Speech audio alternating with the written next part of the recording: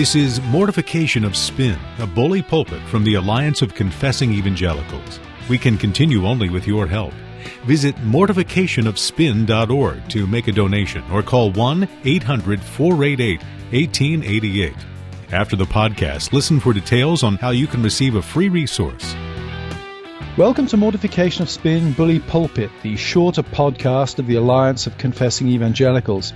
I'm your host, Carl Truman, pastor of Cornerstone Presbyterian Church in Ambler, Pennsylvania, and professor of church history at Westminster Theological Seminary, and I'm joined by my co-hosts, Amy Bird, housewife theologian from West Virginia, and Todd Pruitt, pastor of Covenant Presbyterian Church in Harrisonburg, Virginia. Welcome, guys. Great to be here.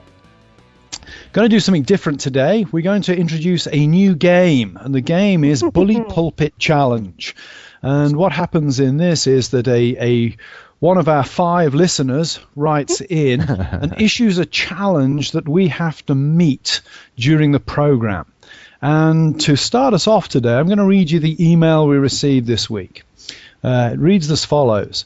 Dear Carl, Todd, and Amy, can you respond to Carl Lentz's interview with Katie Couric without using the words utterly or ridiculous? Just to help our listeners here, we have linked from the website to that interview, so you can go and look and see what we're going to be critiquing here. And I think if you watch it before you listen to the podcast, you will realize we're going to be up against it. Not to use the words utterly or ridiculous in the next 10 minutes is going to take, I don't know, it's going to push us to the limits of our vocabulary. Yeah, it may require some profanities.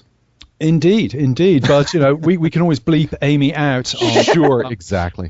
She's trying to, I think, renovate her image from being described as nice by one correspondent the other week. Yeah. Anyway, for those of you who haven't seen this interview, it's an interview between Katie Couric and a leading Pentecostal pastor in New York, a man called Carl Lentz, who is the pastor of a congregation of he would not use the term denomination because they don't like the term denomination, he tells me, but I'm going to use it. He's the pastor of a congregation of a denomination that had its origins in Sydney, Australia, with the Hillsong movement. Congregation's about 6,000 strong. Carl Lentz, to look at him, represents everything we admire on this program. Leather jacket, skinny jeans, probably spends more on his haircut than I earn in a month, and talks complete gibberish. Yes. And it's that gibberish that we want to analyze today. Yeah. And again, just as a rule of thumb, if you watch anything on the television and Katie Couric gets the better of somebody in an argument, you know they are in serious trouble. You know, Todd, it's utterly ridiculous. Yeah. Todd, Todd lost. Yeah, you're out, man. Okay. Actually, we'll allow you that one. I appreciate that. We'll allow you that one. The irony saved you there. Anyway, Todd, your reflections on this interview. I actually watched some of that with a few of the guys I serve with, and there's so many thoughts that come to mind. One is the obsession with image that we are seeing now with some of the megachurch pastors. Now it's self-parodying in many cases, whether it's Ed Young and his website Pastor Fashion, which reaches new heights of silliness. But the problem is that Carl Lentz doesn't think he's being silly. The tight leather, the mohawk, all of these things apparently give him a kind of street cred. My kids look at it and they laugh, they're embarrassed for him, but it certainly has an appeal. I just don't understand the appeal. But the obsession with appearance and with style is what really bothers me. And what we're talking about here is the purity of the church, the purity of the pastoral calling, and what appears to me to be a total overturning of those things. I'm utterly mystified as I watch that and wonder why there are more than 4 or 5 people that would attend. Amy, what do you think?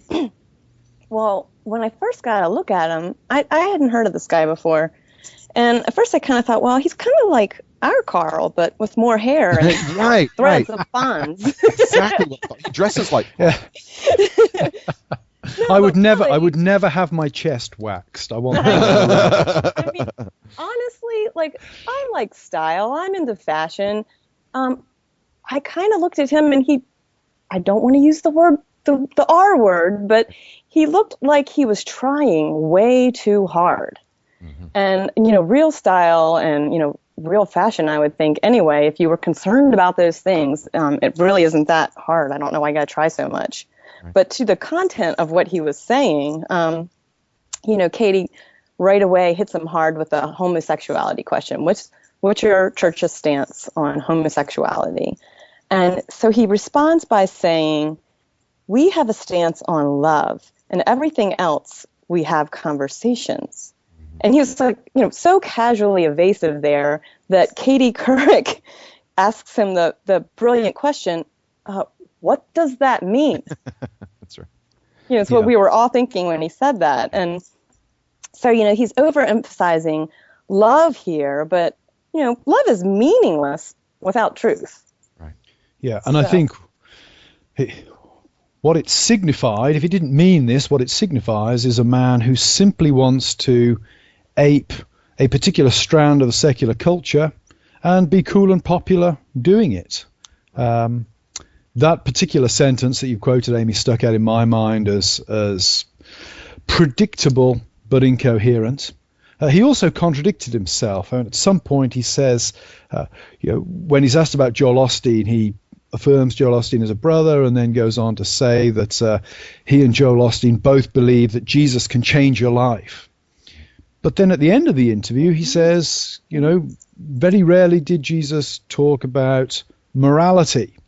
One wonders what the basis. Well, one wonders, A, if he's read the New Testament, that he can make that statement. The Sermon on the Mount would seem to contain quite a lot of moral statements. Yeah. And secondly, one wonders exactly what transformation looks like if it has no moral category to it. Is he simply talking about psychological well-being? And if he is talking about psychological well-being, why on earth does he have a disco globe in his church? Because, frankly, I would find that most disturbing and distressing. Yeah. But, and Carl, what you bring up there is at the heart of the problem, and Amy, of course, brought it up by reading that quote that is, I'm mystified by that statement. And so what you're both addressing is, for me, what is the heart of the issue, which is Mr. Lentz and others. We've mentioned Stephen Furtick in a past broadcast, but what we have here is a kind of pastoral malpractice where a man is a pastor but seems incapable of rightly handling the Word of God, which is the one thing he has to do well. Yeah. And we have men leading some of the largest churches in the country who cannot handle the Word of God rightly. So, as you pointed out, Carl, a man who makes a statement, a pastor who makes a statement that Jesus had almost nothing to say about morality, is a man who clearly doesn't know his New Testament very well. And he's pastor of a church. Yeah, it makes you ask the question, where's the line between this so-called authentic leadership and qualified leadership? Right, right. Well, and Amy, I think you hit the nail on the head, Amy. Carl has talked about the fact that evangelicalism is an aesthetic, which is absolutely right. And what you hit on there, Amy, is an acknowledgement of that really we're not talking about biblical qualifications here. We're talking about a guy who can be authentic and real and transparent. Yeah. Those are all catchwords for the new evangelicalism. Almost a nice kind of guy. Right, very nice. Yeah, your sort of guy, Amy, I would say. Well, and see, now here's my turn to see what I think about niceness. And I think that it's really a plague in the evangelical church. I think niceness is the Eddie Haskell of evangelicalism. It's manipulating, but not really loving. It's like that's exactly manners without truth. And Right. and again, the nicest thing, it raises the question for me, and this is perhaps another podcast, but what do you have to do in the American evangelical world, even the American Reformed evangelical world, to lose your credibility? Right. Mark Driscoll, this man who's been dragged down in a plagiarism controversy, he's claimed that God live streams pornographic images to his head that allow him to browbeat his congregation, shaken hands with a Unitarian heretic and welcomed him as a brother. His books still get reviewed. Books coming out of that church still get reviewed and taken seriously by good people. My question is, why on earth do we give people like Driscoll, people like Lentz, people like Furtick, why are they considered remotely credible, often by decent people? Now, that's too big a question for us to address today, but I think it speaks of the niceness that is rotting the heart of the Christian church in this country. Yeah. We see in Jesus a man who knew how to confront